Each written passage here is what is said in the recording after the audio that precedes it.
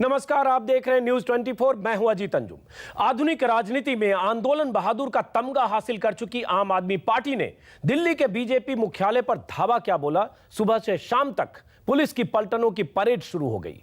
केजरीवाल की पार्टी के उन कमांडरों को थाने तक बुलाने के लिए दिल्ली पुलिस सुबह से शाम तक पसीने बहाती रही, जिनके नेतृत्व में आम आदमी पार्टी के कार्यकर्ताओं ने कल बीजेपी दफ्तर पर धावा बोला था। मॉडल टाउन में पार्टी के दफ्तर से आशुतोष को पुलिस अपने साथ ले गई तो घर से शाजिया इल्मी को उठाकर पुलिस थाने ले गई। थोड़ी देर की पूछताछ के बाद दोनों को छोड़ भी दिया गया। वैसे आज आम आदमी पार्टी के नेताओं के तेवर भी कल से बिल्कुल बदल चुके हैं। केजरीवाल अफसोस जता रहे हैं कि गलती उनकी पार्टी के लोगों की भी थी, वहीं आशुतोष भी गांधीवादी तरीके से पेश आने का पैगाम दे रहे हैं। लेकिन मौके का फायदा उठाने में बीजेपी भला कहां चूकने वाली थी। बीजेपी के नेताओं ने फौरन चुनाव आयोग के दरवाजे पर दस्तक दी और आम आदमी पार्टी की मान्यता राष्ट्रहित में रद्द करने की मांग उठा दी। इतने से भी मन नहीं भरा तो केजरीवाल की पार्टी को अराजक, माओवादी और विदेशी ताकतों के हाथों बिकने वाली पार्टी बता दिया। जबकि सच तो यह भी है कि बीजेपी मुख्यालय के भीतर से भी जवाबी हमला हुआ, कुर्सियां फेंकी गई, पत्थर फेंके गए, लेकिन बीजेपी खुद को जख्मी की तरफ पेश कर रही है और केजरीवाल की पार्टी को हमलावर बता रही है। तो सबसे बड़ा सवाल यही है कि बीजेपी ने क्यों की आम आदमी पार्टी की मान्यता रद्द करने की मांग। केजरीवाल के नेताओं के खिलाफ क्या दिल्ली पुलिस एक तरफा कार्रवाई कर रही है और बीजेपी के उत्पाती कार्यकर्ताओं के खिलाफ एफआईआर क्यों नहीं दर्ज हुई। इन्हीं सवालों पर बात करेंगे, लेकिन सबसे पहले देखिए आज दिन भर क्या हुआ।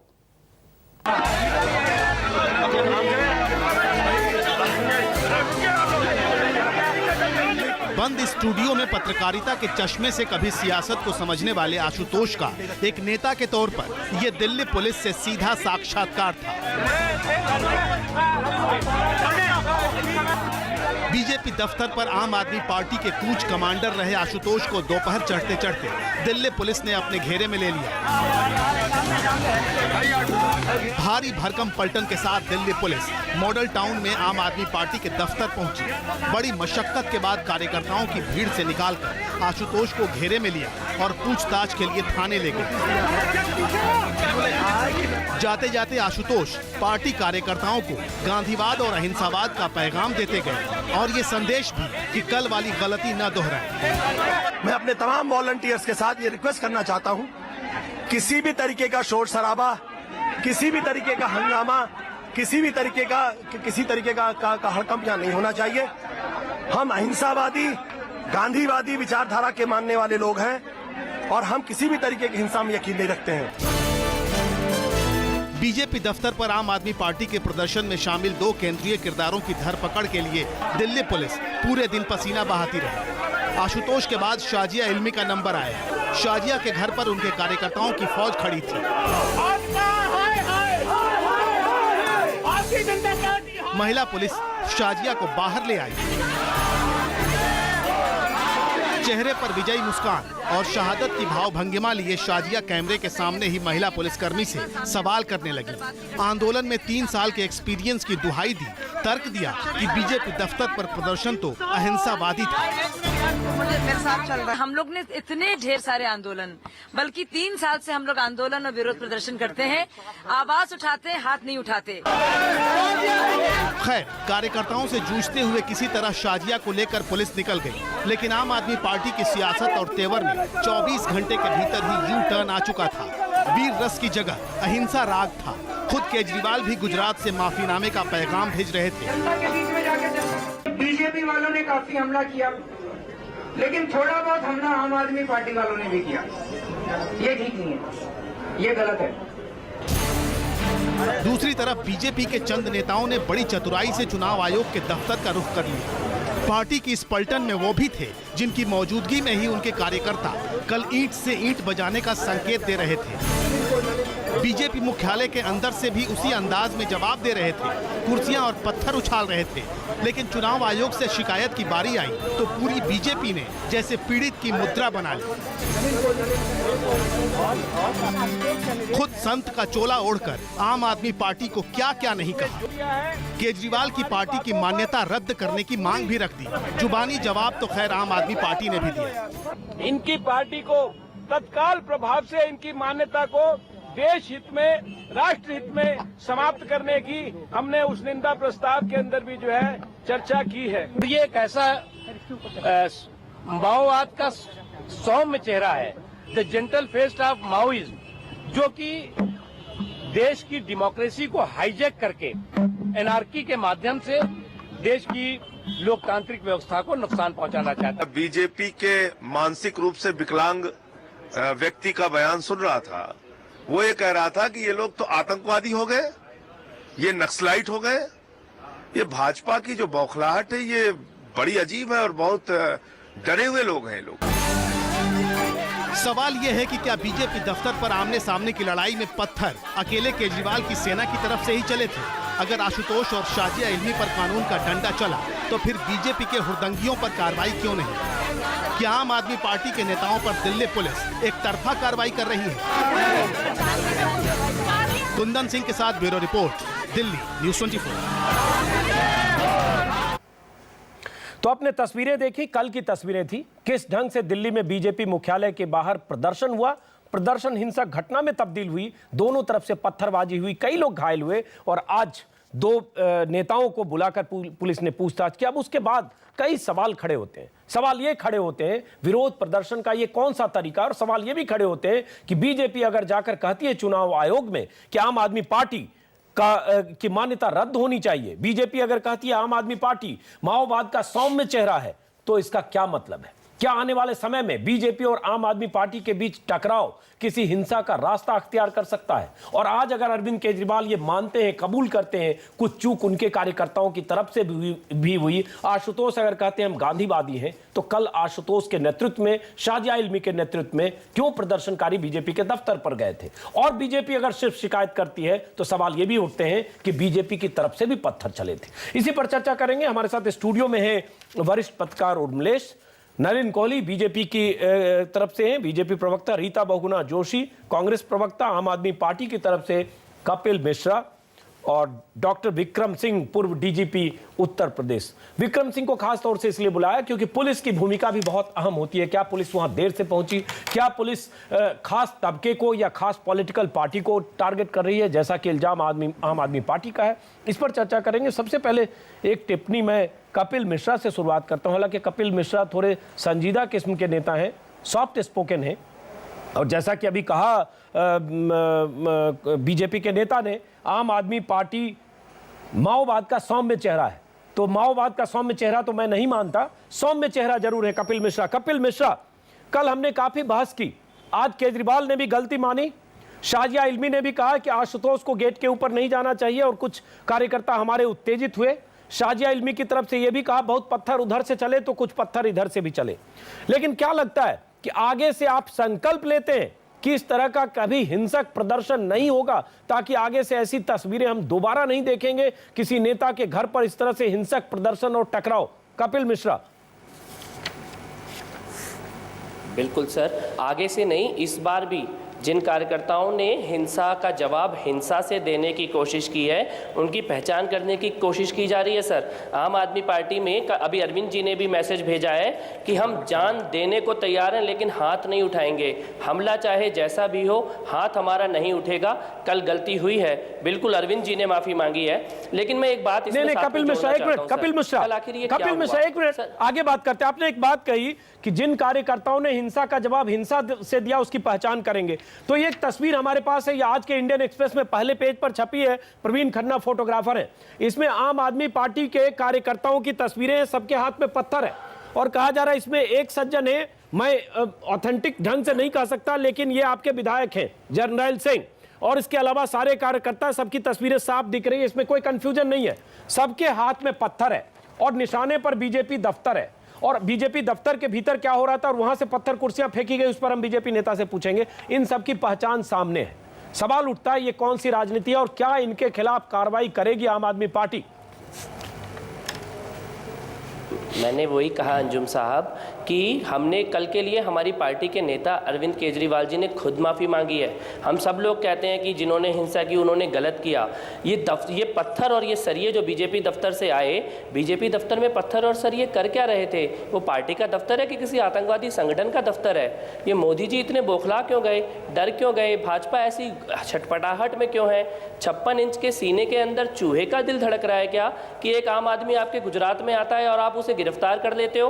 वाराणसी में, इलाहाबाद में, दिल्ली में, अहमदाबाद में हमले होते हैं, अरविंद जी की गाड़ी पर हमला होता है, दिल्ली में पत्थर सरिये फेंकते हैं, लखनऊ में पीटे जाते हैं, वाराणसी में हमारे। चलिए उसका जवाब लेते हैं नलिन कोहली से। नलिन कोहली इसका जरा जवाब दीजिए। नलिन कोहली इसका जवाब दीजिए कि लखनऊ में कुछ कार्यकर्ता अगर बीजेपी दफ्तर के बाहर पहुंचे तो जिस ढंग से कहा गया कि उसमें बजरंग दल के कार्यकर्ता थे, जिस ढंग से गर्दन पकड़कर जमीन पर गिराकर बेरहमी से पीटा गया आम आदमी पार्टी के कार्यकर्ताओं को, उनकी तस्वीरें भी हमारे पास हमने कल भी दिखाई, वो भी एक तरह से हिंसा का जवाब हिंसा से न सिर्फ है बल्कि मुंहतोड़ जवाब देने की पूरी तैयारी बीजेपी ने कर रखी थी। तो बीजेपी पाक साफ नहीं है नलिन कोहली? अजीत जी, पहला प्रश्न ये उठता है कि इस प्रदर्शन की आवश्यकता क्या थी, कोई परमिशन था, और ये हमारे दफ्तर में जबरदस्ती क्यों घुस रहे थे जो आशुतोष और उनके कार्यकर्ता। दूसरा प्रश्न उठता है क्या एसएमएसेस इन्होंने पूरे देश में अपने कार्यकर्ताओं को भेजा नहीं कि किसी ना किसी रूप से आप जाइए और बीजेपी के दफ्तर पर शोर शराबा करिए, जबरदस्ती करिए। तो मतलब प्रश्न ये है कि जब आप अंडर अटैक हैं तो आपका राइट टू डिफेंड हो गया। अब अगर ये एक्शन रिएक्शन की आप बात करें तो पहला प्रश्न ये है कि आपने चुनाव के मॉडल कोड ऑफ कंडक्ट का तुरंत उल्लंघन क्यों किया। भाई अरविंद केजरीवाल जी पहले आदमी नहीं है जो गुजरात गए, 12 साल से मोदी जी के पीछे पड़ी है बहुत एक सेक्शन मीडिया की। एक मिनट नलिन मैं रोक रहा हूं बीच में, क्योंकि मॉडल कोड ऑफ कंडक्ट का आपने जिक्र किया। एक मिनट नलिन, एक मिनट नहीं, इसमें कंफ्यूजन है, ये देश को और दर्शकों को पता चलना चाहिए। मॉडल कोड ऑफ कंडक्ट के मामले में पाटन के डीएसपी का हमारे पास बयान है। डीएसपी ने कहा कि मुझे नहीं मालूम आचार संहिता, मॉडल कोड ऑफ कंडक्ट, मैंने ट्रैफिक की वजह से केजरीवाल को रोका क्योंकि ट्रैफिक जाम लग गया था। दूसरी तरफ पाटन के कलेक्टर का कहना है कि आचार संहिता लागू हो गई थी इसलिए हमने रोका। तो आपकी सरकार के जो मुलाजिम है वो तय ही नहीं कर पा रहे, या तो वहां वो ट्रैफिक उल्लंघन में रोका या आचार संहिता में रोका, कहीं न कहीं ग्रे एरिया है नलिन। या तो डीएसपी को सस्पेंड करिए कि वो ट्रैफिक का हवाला दे रहे हैं, कलेक्टर को सस्पेंड करिए, झूठी रिपोर्ट वो दिल्ली भेज रहे हैं। थोड़ा सा मैं माफी चाहता हूं अजीत भाई कि मुझे आपको भी समझाना पड़ेगा कि मॉडल कोड ऑफ कंडक्ट में ना मोदी जी कुछ कर सकते हैं ना आप या हम, ये इलेक्शन कमिशन ही कर सकती है। दूसरी बात आपके डीएसपी ने कहा है मॉडल कोड ऑफ कंडक्ट का मामला नहीं था। मैं आपके पाटन जिले के डीएसपी की कोट कर रहा हूं, अपनी तरफ से नहीं कर रहा हूं। अरे सुन लीजिए जी, सुन लीजिए, मैं कह तो रहा हूँ, आप सुनने का थोड़ा सा तो पेशेंस दिखा। नाम भी बता दूं, डीएसपी का नाम है जेएल पटेल। बता पाऊंगा, जेएल पटेल डीएसपी का नाम बोल रहा हूं मैं। जी बोलिए। मैं बोल रहा हूँ, उन पे आ रहा हूँ। अजीत भाई थोड़ी शांति, आपका ब्लड प्रेशर क्यों चढ़ा रहे हैं? नहीं, मेरा ब्लड प्रेशर नहीं, मेरी जुबान ऐसी है सर, क्या करूं जी। ब्लड प्रेशर 5 मिनट में अभी आपका बढ़ने वाला है, बोलिए। आप बड़े हंसते भी है। नहीं, मुझे नहीं, मेरा तो ब्लड प्रेशर नहीं बढ़ रहा क्योंकि सत्य के साथ ब्लड प्रेशर नहीं बढ़ता जी। तो इसीलिए क्या है कि मॉडल कोड ऑफ कंडक्ट का पहले मैंने आपको पॉइंट बताया। दूसरा है, आपने डीएसपी की बात की, उसकी ड्यूटी जो है वो कर रहा है, कलेक्टर की जो ड्यूटी है वो कर रहा है। अब आप ऐसा है, हमारे कार्यालय के बाहर जो कांस्टेबल खड़ा होगा बेचारा, ड्यूटी कर रहा होगा, उससे जाकर आप पूरे प्रमाण पूछेंगे मॉडल कोड ऑफ कंडक्ट का, वो कहेगा जी मैं अपनी ड्यूटी कर रहा हूँ, भीड़ आ रही है मैंने भीड़ दो की। अब उसको फिर आप बोलेंगे जी उसने ये बयान दिया लेकिन दिल्ली के कमिश्नर ने कहा मॉडल कोड ऑफ कंडक्ट है, तो इसमें कहीं ग्रे एरिया है। ऐसे थोड़ी ना है। नहीं, ये जितना आप समझा रहे हो तो सरल नहीं सही हो सकता है, ये सरल नहीं है। जिस पुलिस अफसर ने केजरीवाल को रोका, हिरासत में 2 घंटे के लिए डिटेन किया, जो भी कहें, उस पुलिस अफसर ने कहा ऑन द रिकॉर्ड कि मॉडल कोड ऑफ कंडक्ट का मामला नहीं था, ट्रैफिक जाम की वजह से रोका गया। तो कहीं न कहीं नलिन कोहली जो बात कही जा रही है वो सच नहीं है। केजरीवाल ने उल्लंघन नहीं किया, या तो मैंने कहा या तो डीएसपी के खिलाफ कार्रवाई होनी चाहिए, क्यों गलत बयानी कर रहे हैं या कलेक्टर गलत बोल रहे हैं। तो मुझसे, मैं आपसे स्पष्ट कह रहा हूं, पहला वाक्य मेरा था कि मुझे भी माफी मांगनी पड़ रही है आपसे कि आपको मॉडल कोड ऑफ कंडक्ट समझा रहा हूं। भाई एक्शन मैं कैसे ले सकता हूं, मोदी जी कैसे ले सकते हैं? चुनाव संहिता लग गई है, तो आप प्लीज थोड़ा सा, आपके साथ डीजीपी बैठे हैं पूर्व उत्तर प्रदेश का, उनसे पूछ लीजिए कि जब चुनाव आचार संहिता लग जाती है तो कौन एक्शन ले सकता है। चलिए उनसे पूछ लेते, कपिल आपके पास आएंगे, उर्मिला जी आपके पास आएंगे। कपिल एक मिनट, कपिल आप कुछ जवाब दीजिए, उसके बाद डीजीपी के पास जाते हैं, फिर रीता बहुगुणा जोशी के पास। कपिल जवाब दीजिए आप। नहीं, मैं तो सिर्फ ये पूछना चाहता हूं सर, बड़ा छोटा सा सवाल है, क्या ये मॉडर्न आचार संहिता में लिखा है कि नलिन कोहली लाठी लेकर बाहर निकलेंगे और मारना शुरू करेंगे? क्या ये आचार संहिता में लिखा हुआ है कि अंदर से पत्थर चलाए जाएंगे? क्या ये आचार संहिता में लिखा है कि आपके अस्पताल में नर्स नहीं है, आपके कॉलेज में टीचर नहीं है, आपके यहाँ विकास अधूरे हैं, गुजरात में लोग बेरोजगार हैं? इसकी कोई सच्चाई बताने के लिए आ जाएगा तो आप लोग ऐसे गुस्सा करेंगे? सर, चुनाव की आचार संहिता लगने के बाद तो विपक्ष को बोलने का और भी ज्यादा मौका मिलना चाहिए था। आपने तो बिल्कुल जुबान बंद कर दी। ये कौन सा मतलब, ये तो वही बात है जो दुष्यंत कुमार कहते हैं, मत कहो आकाश में कोहरा घना है। ये किसी की व्यक्तिगत आलोचना है। जो इंदिरा गांधी और संजय गांधी ने किया वो नरेंद्र मोदी और अमित शाह कर रहे हैं। कपिल, बाकी मेहमानों के पास भी जाना होगा। नलिन, आप जवाब दीजिए। कपिल, जवाब देंगे। आप लोग गए झाड़ू यात्रा को और उसके बाद आपने प्राइवेट स्टडी टूर में कन्वर्ट कर दिया। नलिन, जवाब दीजिए, उसके बाद बाकी लोगों के पास जाऊंगा। नलिन हो सकता है। नलिन, हाँ बिल्कुल। पहली बात मैं कहेंगे कि क्या ये संविधान में लिखा है कि केजरीवाल जी संविधान की शपथ खाकर कहते हैं कि मैं अराजक हूं? क्या ये संविधान में लिखा है कि सोमनाथ भारती जी किसी भी महिला के घर में देर रात जबरदस्ती घुस सकते हैं? क्या ये संविधान में लिखा हुआ कानून में? चुप रहिए कपिल जी, बीच में मत। कपिल जी बीच में मत रोकिए, मैं जवाब दे रहा हूँ, मैं दे रहा हूँ, बीच में मत ना। मैंने तो पहले ही कहा था मनकवी जी तो सही है, आप सौम्य चेहरा है,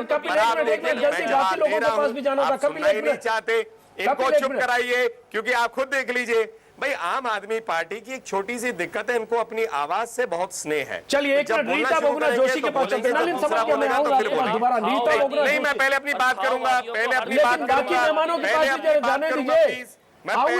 नलिन वापस फिर आएंगे उसी मुद्दे पर। इन्होंने आरोप लगाए हैं, उसका जवाब दीजिएगा। आरोप लगाए, मुझे जवाब देने दीजिए, फिर आप डिबेट बढ़ाइए। पहले इन्होंने आरोप लगाए, आरोप का जवाब देने दीजिए। तो मैंने वही कहा, क्या ये संविधान और कानून में है कि आशुतोष जी जबरदस्ती हमारे घर के अंदर या दफ्तर के अंदर घुस जाए? पहला स्पष्ट यही है, इसका जवाब दीजिए। देखिए, आप जो है मेरे ऊपर लाठी का बार बार उठा रहे हैं बात, मैं आप कैसे कह रहा हूँ भाई, कानून प्रक्रिया सबके लिए बराबर है। तो सुन लीजिए। अरे मैं तो कह रहा हूँ अब एक मिनट आप दोनों बराबर है, आप दोनों रुके। एक मिनट, नलिन, कोहली और कपिल, बाकी लोग भी हैं, आप दोनों सवाल जवाब करेंगे, बाकी मेहमानों से हम बात नहीं कर पाएंगे। रीता बहुगुणा जोशी, जो कुछ हुआ गुजरात में, केजरीवाल को रोका गया, उसको लेकर पाटन के डीएसपी का बयान मैं आपको पढ़कर सुना रहा हूं। हमारे पास रिकॉर्डेड स्टेटमेंट है।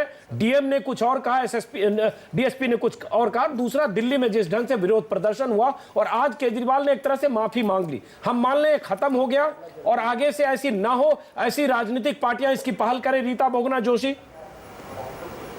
बोलो ना। देखिए, कल जो वह जो पूरे देश ने देखा बहुत ही निंदनीय था।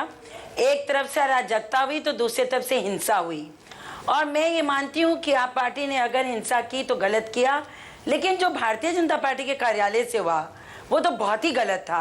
क्यों? क्योंकि उनकी सुरक्षा के लिए पुलिस खड़ी थी, पुलिस के पास वाटर जेट्स थे, वो वाटर कैनन भी चला रहे थे, लाठी भी चला रहे थे, उन्होंने बैरिकेड भी खड़े किए थे। तो फिर कोई वजह नहीं थी कि जब उनकी रक्षा के लिए प्रशासन खड़ा था तो वो खुद अपने हाथ से हिंसा करते। जिस तरह से बड़े बड़े अड्डे और कुर्सियां और डंडे और ये सब चलाए गए, तो एक राष्ट्रीय पार्टी के कार्यालय से इस प्रकार का कार्य बहुत निंदनीय है। और माफी तो दोनों को मांगनी चाहिए। बीजेपी माफी मांग नहीं रही है, आप पार्टी ने मांगी है, लेकिन इसके बावजूद भी उन्हें सतर्क रहना चाहिए। वो कहते हैं हिंसात्मक हैं, और अगर इस तरह से हिंसा करेंगे, कानून को तोड़ेंगे, जैसे केजरीवाल जी ने पूर्व में तोड़ा, जाके धारा 144 तोड़ के बैठ गए, तो ये कोई जिम्मेदाराना एक तरीका नहीं है। जहाँ तक गुजरात की बात है, मैं जरूर कहूंगी कि जरूर ये बौखलाहट है भारतीय जनता पार्टी की, कि कांग्रेस कुछ कहती थी वहां तो आप देश को कहते थे कि क्योंकि हम इनको चुनाव हरा देते हैं इसलिए लोग ये बात कहते हैं। आप पत्रकार बोलते थे, आप कुछ कह देते थे।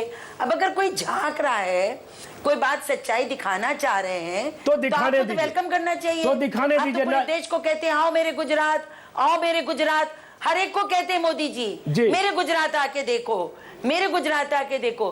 तो मैं ये चाहूंगी कि सोशल ग्रुप्स जाएं, अगर इन्हें राजनेताओं से दिक्कत है तो सोशल ग्रुप्स को जाना चाहिए, पत्रकारों को जाना चाहिए। बिल्कुल, एक मिनट रीता बहुगुणा जोशी नलिन से जवाब लेता हूं। उमेश के पास नलिन कोहली, आम आदमी पार्टी की तरफ से अगर केजरीवाल गए, कुछ तस्वीरें केजरीवाल ने ट्वीट की है, इस तस्वीर में वहां का एक स्कूल है, ये प्राइमरी हेल्थ सेंटर है, ये पाटन इलाके का प्राइमरी हेल्थ सेंटर है।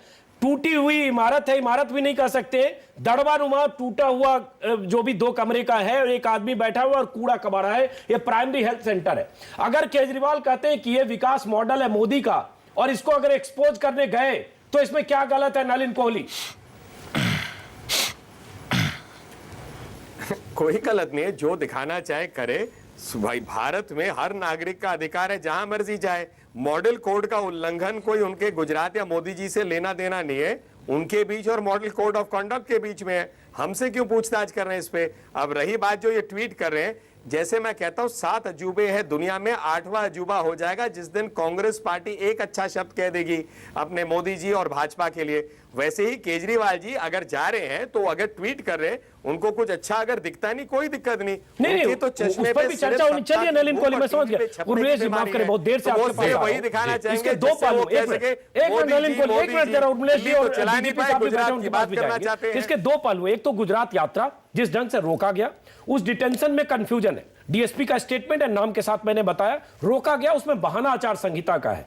और दूसरा जो तस्वीरें दिखा रहे हैं, और तीसरा जो दिल्ली में प्रदर्शन हुआ, इसको राजनीति का एक विकृत रूप है। वहां से रोका जाना और उसके बाद यहां इस तरह से प्रदर्शन होना, और दोनों तरफ से हुआ। नलिन कोहली खुद भी शायद बीजेपी मुख्यालय के भीतर मौजूद थे, और केजरीवाल ने माफी अगर मांग ली या गलती स्वीकार की, नलिन कोहली की तरफ से माफी मांगना तो दूर, यह आम आदमी पार्टी की मान्यता रद्द करवाना चाहते हैं देश हित में। असल में सबसे बड़ी समस्या यह है कि तीनों चीज़ों को एक साथ जोड़कर जब आप देखते हैं तो वस्तु स्थिति थोड़ी सी गड्ढमड्ढ हो जाती है। अगर अरविंद केजरीवाल गुजरात मॉडल को एक्सपोज करने गए थे, जो उनको अधिकार है, और इस देश में बहुत बढ़िया काम हुआ है गुजरात को लेकर, गुजरात पे प्लस माइनस उसके सब गिनाए गए हैं। अभी हाल में जेएनयू के एक प्रोफेसर ने गुजरात मॉडल पर किताब भी लिखी है। लेकिन मैं दूसरी बात कह रहा हूँ कि देखिए, अगर अरविंद केजरीवाल को वहाँ जबरन रोका गया, गलत ढंग से रोका गया, उसको वो एक्सपोज कर सकते थे, लेकिन उनके लोगों ने उसके एवज में, उसके कथित प्रोटेस्ट में जो रूप दिखाया अशोका रोड पर, मैं समझता हूं कि वो रूप तो, मैं ये तो नहीं कहूंगा कि कुछ वैसा था, लेकिन मुझे पता नहीं क्यों जब मैं देख रहा था हुड़दंग आम आदमी पार्टी के नेताओं कार्यकर्ताओं की और लोकसभा चुनाव के प्रत्याशियों की भी, तो मुझे वो 1992 में अयोध्या का वो सीन, उसका एक मिनी रूप, माफ कीजिएगा, मतलब उतना भयानक नहीं था, लेकिन मुझे झलक मिलने लगी कि बीजेपी जो एक समय स्वयं ही हुड़दंग का अखिल भारतीय प्रतीक बन गई थी अयोध्या में, तमाम कानून व्यवस्था को हाथ में लेकर काम करने वाली पार्टी, बड़े नेताओं के सामने हिंसा करने वाली पार्टी, मस्जिद को ढहा देने वाली पार्टी, उस पार्टी के सदर मुकाम पर, उसके मुख्यालय पर एक ऐसी पार्टी के लोग जो बदलाववादी कहते हैं, जो रेडिकल कहते हैं, जो कहते हैं कि वो जनता के लिए आए हैं, वो लोग इस तरह का काम कर रहे हैं। मुझे आश्चर्य हुआ, मुझे लगा कि ये जवाब जो बीजेपी को दे रहे हैं उसकी भाषा में दे रहे हैं, लेकिन ये डेमोक्रेसी के लिए खतरनाक है, ये देश के लिए खतरनाक है, और आम आदमी पार्टी जिस उसूलों की बात करती है उसका तो सत्यानाश कर दिया। इसलिए अभी कपिल मिश्रा, अंतिम एक लाइन में कहूंगा, कपिल मिश्र ने एक बड़ी महत्वपूर्ण बात कह दी। उन्होंने कहा कि उनके नेता आइडेंटिफाई कर रहे हैं कि कौन लोग हुड़दंग किए, वायलेंस कौन किए। अरे भाई, आपकी पार्टी के लोकसभा के प्रत्याशियों ने भी किया, उन्होंने हिंसा और उन्माद कर रही भीड़ का नेतृत्व किया। क्या कार्रवाई करेंगे आप? अगर कार्रवाई करने की हिम्मत है तो आप बड़ी कार्रवाई करके, बड़े नेताओं पर कार्रवाई करके दिखाइए, छोटे कार्यकर्ताओं पर करने से क्या होगा? ये कुल मिलाकर आक्रोश और विक्षोभ से पैदा हुई एक ऐसी पार्टी का कर्मकांडी चेहरा है आंदोलन का, जिसमें आंदोलन की बू नहीं है, आंदोलन की आवाज नहीं है, जनता की आवाज नहीं है, कहीं ना कहीं उपद्रव को कर्मकांड बनाया जा रहा है। अभी हमारे साथ आ चुके हैं आम आदमी पार्टी के नेता, माफ करें डीजीपी साहब, विक्रम सिंह साहब, आपके पास आऊंगा, लेकिन एक बार चूंकि अभी जुड़े हमसे प्रोफेसर आनंद कुमार, आप भी थे प्रोफेसर आनंद कुमार शायद कल वहां, जिस ढंग से उर्मिलेश ने कहा और तस्वीरें हमने दर्शकों को दिखाई है लगातार, इसमें आपके कार्यकर्ता तो दिख ही रहे, नेता भी दिख रहे थे, आशुतोष खुद वहां बीजेपी मुख्यालय के मेन गेट पर दिख रहे थे, हालांकि उन्होंने कहा हम शांत कराने के लिए थे, लेकिन आज सबने माना कि हाँ, जो स्टेटमेंट है कि बीजेपी वालों ने काफी हमला किया, थोड़ा बहुत हमला आम आदमी पार्टी वालों ने भी किया, लेकिन तस्वीरें गवाह थोड़ा बहुत ने, हर कार्यकर्ता के हाथ में पत्थर था। क्या कार्रवाई होगी अगर आम आदमी पार्टी मानती है कि वो पार्टी बाकी पार्टियों से अलग है? और आधा वाक्य मुझे जोड़ने दीजिए, और मैं इसलिए भी और ज्यादा परेशान हूं कि उस पार्टी में योगेंद्र यादव, आनंद कुमार और प्रशांत भूषण जैसे लोग, समृद्ध राजनीतिक विरासत के लोग। जवाब लेते ब्रेक पर जाना होगा। प्रोफेसर आनंद कुमार, उसके बाद ब्रेक पर जाएंगे, फिर वापस आएंगे। प्रोफेसर आनंद कुमार। देखिए, कल जो हुआ उसमें राजनीति के महारथियों ने ढेलेबाजी की, लाठीबाजी की।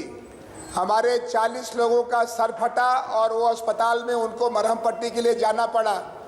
हमारे 32 लोगों को पुलिस ने पकड़ा और इस महान पार्टी नहीं, आपके 32 लोगों को पकड़ा और 40 लोगों को सर फटा, तो ये 40 और 32 ये 72 लोग थे कहां पे सर? आप बीजेपी मुख्यालय के दफ्तर के गेट पर चढ़े हुए हैं। वो वहां पर हाँ, कोई चढ़ा हुआ नहीं था। आशुतोष जी ने चढ़ के सबसे बैठने के लिए और उनके लोगों से भी हाथ जोड़ करके शांति के लिए अपील की कोशिश की, तो उनके ऊपर डंडा मारा गया, उनका चश्मा तोड़ा गया। और बाकी आपके कार्यकर्ताओं के हाथ में पत्थर थे, जो तस्वीरें मैं दिखा रहा हूं। और ये जो कल जिस ढंग से बीजेपी दफ्तर पर आम आदमी पार्टी के कार्यकर्ताओं ने प्रदर्शन किया, उसको लेकर बीजेपी की तरफ से तल्ख टिप्पणियां आई हैं। बीजेपी ने आम आदमी पार्टी की मान्यता रद्द करने की मांग की है। मीनाक्षी लेखी ने कहा है माफ करें, आम आदमी पार्टी सिर्फ नौटंकी करती है। मुख्तार अब्बास नकवी ने कहा है कि आम आदमी पार्टी माओवाद का सौम्य चेहरा है और स्ट्रीट गुंडों की तरह, सड़क गली के गुंडों की तरह आम आदमी पार्टी के लोग बर्ताव करते हैं, अराजकता करते हैं। इसी मुद्दे पर चर्चा कर रहे हैं। साथ में हम समझने की कोशिश करेंगे कि ये राजनीति क्या लोकतंत्र के लिए खतरा नहीं है, और आने वाले दिनों में अगर इस तरह के टकराव हम देखते हैं तो क्या एक पब्लिसिटी स्टंट है आम आदमी पार्टी का। इस पर चर्चा करेंगे। हमारे साथ उर्मिलेश हैं, रीता बोगना जोशी, प्रोफेसर आनंद कुमार, डीजीपी विक्रम सिंह। विक्रम सिंह जी, आपके पास आऊं उससे पहले एक सवाल प्रोफेसर आनंद कुमार, जो ब्रेक के पहले उर्मिलेश ने भी खड़े किए थे कि आम आदमी पार्टी हर पार्टी से अलग है, यही आप कहते हैं, गांधीवादी, अहिंसावादी। आज भी ये बातें आशुतोष ने कही, लेकिन आपकी पार्टी के कार्यकर्ताओं के हाथ में, मैं फिर कह रहा हूं, तस्वीरें गवाह हैं, हर कार्यकर्ता के हाथ में, जिसमें कहा जा रहा है आपकी पार्टी का एक विधायक भी है, ये तस्वीर आज छपी है, हर आदमी के हाथ में पत्थर है, और आपके नेता भी मौजूद थे और आप भी मौजूद थे। प्रोफेसर साहब, क्या ये सही है? क्या ये शोभा देता है? क्या ये किस्म की गुंडागर्दी नहीं है? अगर कविता के लिए कहा जाए तो बहुत अच्छा है कि हर आदमी के हाथ में पत्थर था, हर जबान पे गाली थी। लेकिन अगर आप मेरे हाथ में, आशुतोष के हाथ में, राजमोहन गांधी के हाथ में, शाजिया इल्मी के हाथ में, किसी के हाथ में भी पत्थर नहीं, एक कंकड़ी भी दिखा देंगे तो हम राजनीति छोड़ देंगे। हम कहना चाहते हैं नहीं, तो इससे काउंटर सवाल, अयोध्या में बाबरी मस्जिद टूटी, अयोध्या में बाबरी मस्जिद टूटी, क्या बीजेपी के लाल कृष्ण आडवाणी, मुरली मनोहर जोशी सब फावड़ा चला रहे थे? गुजरात में दंगे हुए, क्या मोदी खुद वहां कत्लेआम कर रहे थे? उस आप नेतृत्व करते उस मॉब का, उस उत्पाती भीड़ का, या आपके नेतृत्व में कार्यकर्ता उत्पाती हो जाते हैं, तो आप पल्ला नहीं झाड़ सकते सर कि मेरे हाथ में डंडे नहीं थे, शाजिया के हाथ में डंडे नहीं थे, आशुतोष के हाथ में डंडे नहीं थे। प्रोफेसर साहब, आपके कार्यकर्ताओं के हाथ में पत्थर थे और आप उस भीड़ का नेतृत्व कर रहे थे। आप जान लें कि हम लोग वहां बैठे हुए थे, अंदर से पत्थर चलने लगा, उसके बाद दरवाजा खोला पुलिस की साजिश के साथ। ये दिल्ली के लेफ्टिनेंट गवर्नर और भारतीय जनता पार्टी का मिला हमला था और उन लाठियों से इन्होंने हम पर हमला किया। हम बहुत अफसोस से कहना चाहते हैं कि बाबरी मस्जिद और गुजरात के दंगे और कल जो हुआ वो एक ही सिलसिले का हिस्सा है, लेकिन उस सिलसिले का सूत्रधार आम आदमी पार्टी का कार्यकर्ता नहीं था। वो तो अपने सिर से बहते खून को देख करके अचंभे में था। हमारे एक विधायक के हाथ की उंगलियां टूटी हैं, दूसरे नेता के 5 दांत टूटे हैं। और मैं प्रोफेसर साहब, बहुत कम हुआ जिस ढंग से दोनों तरफ से पत्थरबाजी हुई। प्रोफेसर आनंद कुमार, तस्वीरें हम विंडो में दिखा रहे हैं, एक दो वहां की तस्वीरें, बहुत कम हुआ। हो सकता है इससे बुरी घटना होती, हो सकता है ऐसी कैजुअलिटी होती कि आप लोग और जो वहां मौजूद नेता थे शर्म से चेहरा दिखाने लायक नहीं होते और 302 और 307 आप पर लगता। और अजीत में तो बहुत कम हुआ, तो इसकी जिम्मेदारी लेनी चाहिए। और अजीत, मैं एक चीज जोड़ूंगा, आनंद भाई कह रहे थे, मैं बहुत इज्जत करता हूं एक्चुअली आनंद भाई की। मैं फुटेज सारा बहुत सीरियसली और बहुत ध्यान से देख रहा था, क्योंकि मैं एक टीवी चैनल पर उस समय बैठा था, बिल्कुल लाइव दिख रहा था। मैं ये मानता हूं कि आनंद कुमार जी और राजमोहन गांधी वाकई उस भीड़ में, उन्मादी भीड़ में, हिंसक भीड़ में उस मुद्रा में कतई नहीं थे, वो बिल्कुल पीछे थे और शरीफ की तरह खड़े थे। ये बात सही है, उनको पार्टी ने मोबिलाइज करके वहां बुलाया था। राजमोहन गांधी को मैंने ये भी कहते सुना कि हिंसा नहीं होनी चाहिए, लेकिन उसके बाद भी हुआ। हाँ, लेकिन मुझे लगता है कि पार्टी कैडर होने के नाते, उम्मीदवार होने के नाते इनको मोबिलाइज करके वहां बुलाया गया था। ये लोग हिंसक भीड़ के हिस्सा नहीं थे। लेकिन मुझे कहना पड़ेगा, मैं एक पत्रकार हूं, लेकिन आप हमारे जो मित्र आशुतोष हैं उनको मैंने बीजेपी कार्यालय की दीवार पर चढ़कर उत्तेजना की भाषा में बोलते देखा। मैंने उन पर अटैक हुआ है, मैं उसकी निंदा करता हूं, लेकिन सही है कि उनकी भाषा में, उनके हाथ में पत्थर भले ना रहे हों, लेकिन उनकी भाषा में पत्थरबाजी थी। उर्मिलेश का जवाब प्रोफेसर साहब से लूंगा, लेकिन नलिन कोहली और आपके पास आ रहा हूं कैप्टन, माफ करें विक्रम सिंह जी। नलिन कोहली, अभी जो तस्वीरें दिख रही है बीजेपी के परिसर के भीतर की भी तस्वीरें, कुर्सियां फेंकी जा रही है, ईंट पत्थर। आम आदमी पार्टी ने चलिए कम से कम माफी मांगी, शाजिया इल्मी ने गलती मानी, केजरीवाल ने कहा चूक हुई और आगे से नहीं होगी ऐसी चीजें, ये भी शाजिया इल्मी ने कही। बीजेपी कम से कम माफी तो मांगे कि हमारे भी कार्यकर्ता अगर ईंट का जवाब पत्थर से दे रहे थे, हम माफी मांगते हैं। ये तो कम से ये तस्वीरें गवाह है नलिन कोहली उस कैंपस की जहां शायद आप भी मौजूद थे, या नहीं थे तो कम से कम आपके सैकड़ों लोग थे। तस्वीरें हैं नलिन कोहली। इन्होंने डंडा चलाया, कलम चलाने वाले ने डंडा चलाया कल। नलिन कोहली जवाब दीजिए जल्दी, उसके बाद विक्रम सिंह और रीता बहुगुणा जोशी के पास। नलिन कोहली जल्दी।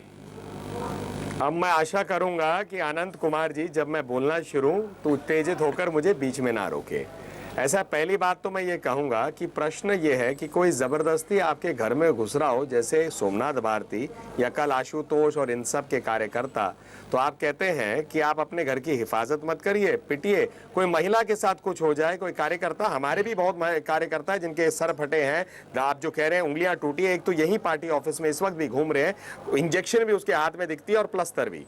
तो इसीलिए ये सब जो है अनंत कुमार जी ज्ञान मत दीजिए आपने। दूसरी बात है, मेरे फोन पे चित्र है जिसमें राजमोहन गांधी जी खड़े हैं बिल्कुल 3 लोगों के पीछे जो पत्थर फेंक रहे हैं पार्टी ऑफिस के अंदर, और आप कहते हैं नहीं जी हम हिंसा नहीं, आपकी पार्टी के कार्यकर्ता भी नलिन कोहली दिख रहे हैं। जबरदस्ती अभी 2 तस्वीरें नलिन कोहली, एक बीजेपी कैंपस के बाहर की तस्वीरें हैं, एक बीजेपी के अंदर की तस्वीरें हैं, और बराबर का मुकाबला है। आप पीछे नहीं थे। एक मिनट जरा रीता बहुगुणा जोशी के पास नहीं जा पाए, लेकिन एक बार पहले हम टिप्पणी लेते हैं, एक बार विक्रम सिंह से। बात पूछ रहे हैं, आपने मुझे पूछा ही नहीं ना। नहीं, थोड़ी ना, लेकिन बाकी लोगों से भी जरा बात करें। नलिन कोहली आ रहा हूं आपके पास, आ रहा हूं नलिन कोहली, जरा भूमिका पुलिस की भी अहम है वहां। माफ करें विक्रम सिंह जी, देर से आ रहा हूं आपके पास।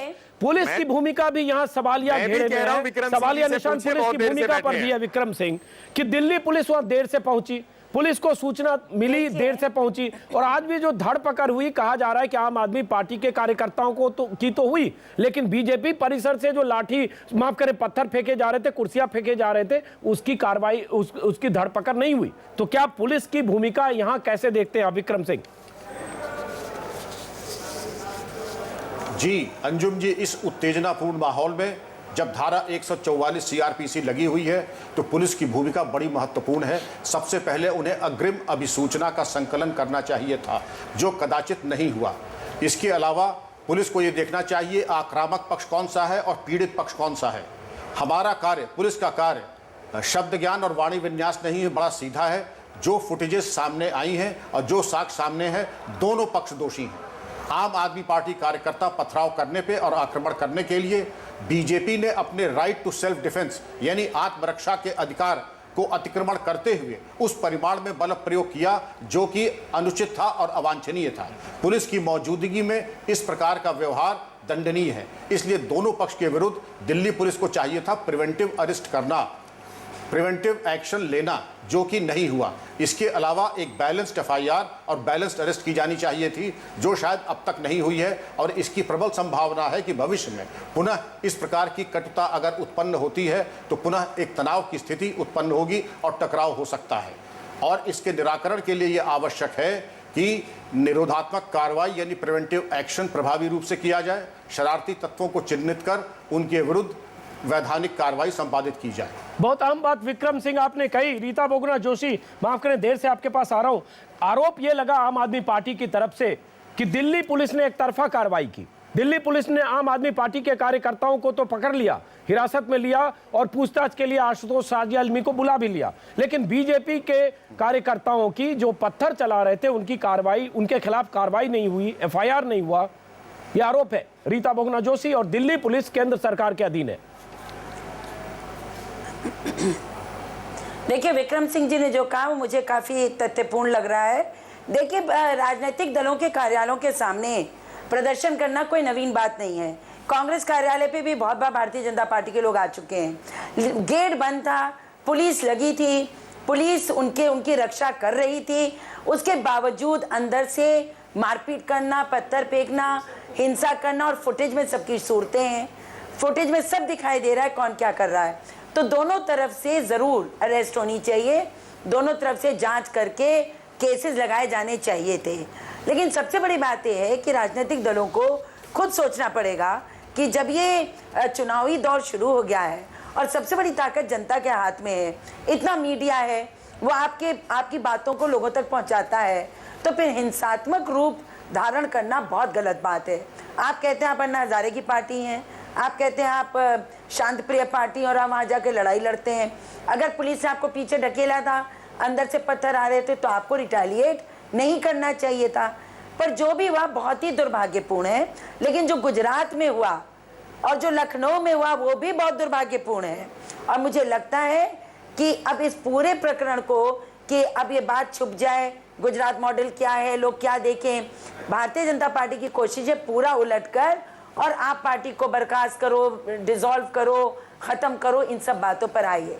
आप पार्टी का तो आचरण हम लोग देख ही रहे हैं, अराजक है, लेकिन भारतीय जनता पार्टी भी कहीं ना कहीं बुरी तरह से कटघरे में है, बुरी तरह से कटघरे में है। नलिन कोहली, आपने जिस ढंग से आम आदमी पार्टी के लिए उनकी मान्यता ही रद्द करने की मांग कर दी राष्ट्रहित में, नलिन कोहली, और आपकी पार्टी के कार्यकर्ता बराबरी से मुकाबला कर रहे हैं वहां पे। मतलब आज बहुत अच्छा और ये है कि कितनी बार आए कांग्रेस कार्यालय पे, पूछिए, में यहाँ बैठ के कितनी जज का बार आए? काम कर रहे हैं। मैं कह रहा हूँ दूसरी बात कहना चाहूंगा कि इनको चिंता करनी चाहिए अपने पार्टी के ऊपर में। क्यों आप इतने चिंतित हो रहे हैं? चुनाव के बाद आपको अपने पार्टी के बारे में पता पड़ जाएगा और क्या आपको करना चाहिए। अब आइए तीसरी बात पे। आज अरुण जेटली जी ने एक लेख लिखा है जिसमें गोबल्स को कोट किया है, और मुझे लगता है आज आनंद कुमार जी के आने से बहुत फायदा हुआ है, क्योंकि आनंद कुमार जी उस लेख को प्रमाणित रूप से सत्य साबित कर रहे हैं। गोबल्स का क्या सिस्टम था, 100 झूठ बोलिए और सत्य जो है हिटलर का प्रचार सरकार के विरुद्ध होता है। उस मामले में बीजेपी बहुत आगे है, ये मत कहिए। बीजेपी का यही तो सिद्धांत है। 100 झूठ बोलते हैं। इनको गुजरात में 12 साल से कांग्रेस पार्टी की कोई षड्यंत्र काबिल नहीं हो पाई, सफल नहीं हो पाई, और मोदी जी जो है लगातार जीते गए। अरे आप जो है मतलब एक बार जो है देश को आपने एक अच्छा काम किया, राहुल गांधी जी का इंटरव्यू दिखाकर देश को सत्य दिखा दिया कि आपके नेतृत्व की क्षमता, उनकी प्रबुद्धता और आपके नेतृत्व राहुल गांधी जी की सोच कि हर चीज पर। हाँ, तो मैं कहता हाँ बहुत अच्छे ईमानदार हैं, उनके बहनोई तो उनसे भी ज्यादा शायद ईमानदार होंगे। अपने वाड्रा जी बहुत उनकी ईमानदारी की प्राथमिकता है। इटली से ही आपके वेस्टलैंड कॉरिडोर की डील की बात आती है। आप दोनों चिपका करने लगे, बीजेपी और कांग्रेस, आप दोनों को रोक रहा हूँ इस बीच। एक मिनट रुक आ रहा हूँ जरा। प्रोफेसर आनंद कुमार चूंकि देर से आए, उनसे बात कम। एक मिनट, रीता बहुगुणा जोशी जी, मैंने क्या कहा था नलिन जी कि गुजरात की जैसे बात होगी तो आपका थोड़ा बीपी हाई होगा। गुजरात की बात होते ही आप थोड़ा तैश में आते हैं। लेकिन चलिए, प्रोफेसर आनंद कुमार, मेरा बीपी शांत है, जी बिल्कुल शांत है, बिल्कुल बात रख रहा हूँ। नहीं तो कल वहां अशांत था जो जिसका नेतृत्व आप जैसे नेता भी कल कर रहे थे परिसर में। प्रोफेसर आनंद कुमार, अगर आपके घर में कोई आदमी आता है, आपकी पत्नी बच्ची किसी को, अब आप कहां से कहां ले जा रहे हैं पत्नी बच्ची महाराज? अरे ऐसी बातें मत करिए जो गले से ना उतरे। वो तस्वीरें हम देख रहे हैं, तस्वीरें हम देख रहे हैं, कुर्सियां पत्थर फेंकते हुए, लाठी डंडे चलाते हुए कार्यकर्ताओं को देख रहे हैं। दूध के धुले नहीं है, प्लीज, दूध के धुले नहीं है। प्रोफेसर आनंद, एक minute, professor Anand Kumar, professor Anand Kumar, एक मिनट, नलिन कोहली, प्रोफेसर आनंद कुमार, अब हम थोड़ा आगे की बात करें। एक मिनट, थोड़ा आगे की बात करें तो कि आप प्रोफेसर हैं, जैसा कि उर्मिलेश ने कहा, वो संजीदा नेता हैं। राजमोहन गांधी जो महात्मा गांधी के पोते हैं वो भी मौजूद थे। तो आगे से ये सब चीजें ना हो, ये ज्यादा अहम है, क्योंकि अगर ये शुरुआत हम चिंगारी मानते हैं तो पता नहीं क्या क्या देखेंगे। कल 3 घंटे के अंदर इसका असर लखनऊ इलाहाबाद तक पहुंचा, तो आगे से ना हो इसकी क्या तैयारी है और कैसे गारंटी आप दे सकते हैं कि आगे से किसी तरह से ऐसे आपके प्रदर्शन किसी पार्टी मुख्यालय के बाहर किसी नेता के घर पर हिंसक रुख अख्तियार न करे? प्रोफेसर आनंद कुमार, आपका ये सवाल सारा देश पूछ रहा है और इसका जवाब श्री विक्रम सिंह जी ने दिया है। अगर कहीं हालात ऐसे हों जहां राजनीतिक जमातें एक दूसरे से संवाद न करके विवाद न करके के हिंसा में उलझने की तैयारी में आ जाएं, मजबूरी में आ जाएं, तो पुलिस का जिम्मा है कि वो उनको रोके, उनको गिरफ्तार करे। कल हम सारी रात पार्लियामेंट स्ट्रीट के थाने में बंद किए गए थे, हमको कोई चार्जशीट नहीं दी गई और आज हम देख रहे हैं कि परसों तक कलम चलाने वाले कल लाठी चला रहे थे और अब आज जबान चला रहे हैं। इनको हिम्मत होनी चाहिए ये कहने की कि इन्होंने भयंकर पाप कल किया था और आज बिल्कुल ये सही आपने सवाल उठाया। हम भी ये सवाल उठाना चाहते हैं। हम बहुत छोटी पार्टी हैं, हमारे कार्यकर्ताओं का जो कल खून बहा उस पर हम बहुत शर्मिंदा भी हैं और अफसोस भी करते हैं। ऐसा खून बहाने की कोई हिम्मत न करे, इसके लिए दिल्ली पुलिस से पूछना चाहिए और हम कहेंगे कि एक जांच बैठाओ सर्वोच्च स्तर की, जिसमें सबके किए का पर्दाफाश हो और फिर इस पूरे चुनाव में कोई दूसरी दिन ऐसी घटना न हो पाए जो कल 3 घंटे तक अशोक रोड के 11 नंबर के बगले से की गई। चलिए, उससे ज्यादा अहम है, चूंकि वक्त कम है, अहम यह भी है प्रोफेसर आनंद कुमार कि जिस ढंग से एसएमएस करके 5:30 बजे कल 11 अशोक रोड पहुंचने को कहा गया कार्यकर्ताओं को, सारे उम्मीदवारों को वॉलंटियर के साथ, अगर ऐसा करते हैं तो इस तरह की चीजें हम देखने को मिल सकती है। उर्मिलेश, सवाल ये प्रोफेसर साहब जो कह रहे हैं सैद्धांतिक तौर पर बहुत अच्छी बात है, लेकिन अगले 2 महीने में संजीदगी की जरूरत है, नहीं तो एक खूनी रूप ले सकता है। देखिए, आनंद भाई जो कह रहे हैं मैं उनकी कुछ इन बातों से सहमत हूं, लेकिन मेरा यह कहना है कि आनंद भाई स्वयं इस बात को जानते हैं, इनकी पार्टी के जितने संजीदा नेता हैं सभी जानते हैं कि इनकी पार्टी किसी बदलाववादी बड़े आंदोलन की एक सुगठित विचारधारा या चेतना से पैदा हुई पार्टी नहीं है। ये मौजूदा जो व्यवस्था है, सरकारें जो हाल की हैं, इनसे नाराज भीड़ के बीच पैदा हुई पार्टी है। इसमें तरह तरह के लोग हैं, इसमें आरक्षण विरोधी जो आंदोलन था एक जमाने का, उसके एक्टिविस्ट भी भारी संख्या में हैं, यूथ फॉर इक्वेलिटी के लोग भी भारी पैमाने पर हैं और सोशलिस्ट भी हैं, लेफ्ट ओरिएंटेड भी लोग हैं। मैं बता रहा हूं, मैं अभी प्रॉब्लम इनकी क्या है, ये भीड़ को एक व्यवस्थित चेतना से लैस, राजनीतिक चेतना से लैस नहीं बना पा रहे हैं। अगर कल बेहतर होता कि इन लोगों ने अशोक रोड जाने के बजाय अगर प्रोटेस्ट ही करना था तो गुजरात भवन जाकर प्रोटेस्ट करते, क्योंकि स्टेट को सिंबलाइज गुजरात भवन दिल्ली में करता है, अशोका रोड पर बीजेपी की पार्टी। चलिए, एक 30 सेकंड में 30 सेकंड एकदम अंतिम वाक्य। मुझे ऐसा लगता है कि आम आदमी पार्टी को गहरे चिंतन मनन की जरूरत है कि इसको कैसे करेक्ट करें। 30 सेकंड है प्रोफेसर साहब, कई बार आप पर इल्जाम लगता है कि आप पब्लिसिटी स्टंट के लिए, मीडिया में आने के लिए भी इस तरह के हथकंडे अख्तियार करते हैं, ये बीजेपी का भी इल्जाम है। तो कहीं न कहीं 2 दिन से आप पर डिस्कोर्स डिबेट में आप आ चुके हैं, तो ये भी वजह है क्या? नहीं, हम डिबेट में अशोक रोड की घटना से कम आए, अहमदाबाद में जो अरविंद केजरीवाल के साथ हुआ उससे ज्यादा है। लेकिन वापस आइए उर्मिलेश जी और उनके सुझाव पर, ये बिल्कुल ठीक सुझाव है और हम इसका आइंदा ख्याल रखेंगे। लेकिन हम फिर वापस आते हैं अपने निवेदन पर। दिल्ली के उपराज्यपाल, कृपया जांच बैठाओ, भारत के गृह मंत्री जांच बैठाओ। आप एक गैर कानूनी हुकूमत चला रहे हो और उसमें बीजेपी को आप बढ़ावा दे रहे हो। चलिए प्रोफेसर साहब, नलिन कोहली माफी चाहूंगा, आप कुछ कहना चाह रहे, रीता बहुगुणा जोशी माफी चाहूंगा, ब्रेक हमारी मजबूरी है, माफी चाहूंगा, वक्त कम है। आप सभी मेहमानों का बहुत बहुत शुक्रिया।